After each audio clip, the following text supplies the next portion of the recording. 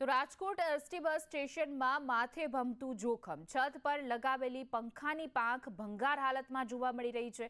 મુસાફરોથી ભરચક બસ સ્ટેશનમાં ગંભીર બેદરકારી સામે આવી. મુસાફરો માટેની ખુરશીઓ પણ ભંગાર હાલતમાં છે. યોગ્ય સુવિધા ઊભી કરવા માટે મુસાફરોની માંગ.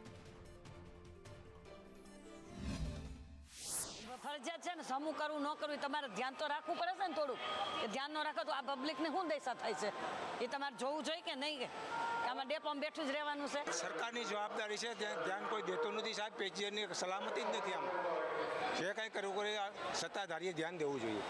પાણી આવતું નથી, સંડાસમાં જાવ તો પૈસા લઈએ છીએ, આ કોઈ ધ્યાન દેતું નથી. આપણે બસ એસટીની સલામતી માટે આપણે બધી મોટા મોટા બેનરને બધું લાગતું હોય કે તમે આમાં સવારી કરો, પણ અહીંયા આવીને સિનિયર સિટીઝનને બેસવા માટે ખુરશી નથી, આ તૂટી ગઈ છે, આમાં તમે જો 4 નળ તૂટી રહ્યા છે, નીચે બધું ભીનું છે, મજર પંખા સ્લો ફરતો હોય, ઘણીવાર બંધ હોય, ઘણીવાર પાંખ તૂટી ગયો હોય, નક્કી નથી હોતું.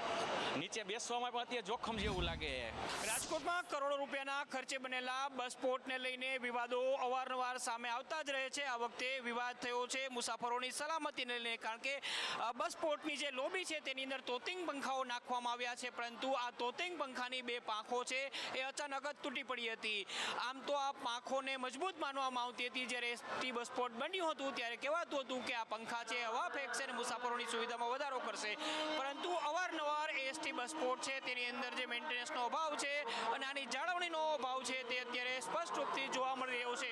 પંખાની પાંખો તૂટવા સમયે ત્યાં મુસાફરો ન હોવાના કારણે અહીંયા મુસાફરોનો બચાવ થયો હતો, પરંતુ અવારનવાર એસટી બસ સ્પોટ છે તેની અંદર પાણી ખૂટી જવું કે છતની સીલિંગમાંથી ગંદુ પાણી પડવું કે પછી ખાડા પડી જવા, આ તમામ વસ્તુઓ છેલ્લા 5-7 વર્ષની અંદર અલગ અલગ તબક્કે જોવા મળી રહી છે. હાલ તો એસટી બસ સ્પોટની અંદરની જે પાંખો તૂટી ગઈ છે તે એમની એમ જોવા મળી રહી છે. ત્યારે સવાલ ઉઠી રહ્યો છે કે મુસાફરો પાસેથી પૂરેપૂરા ટિકિટના પૈસા લેતા તેમને સુવિધા આપવાને બદલે દુવિધા આપતા એસટી બસ સ્પોટની અંદર આ બધી દુવિધાઓ ક્યારે દૂર થશે?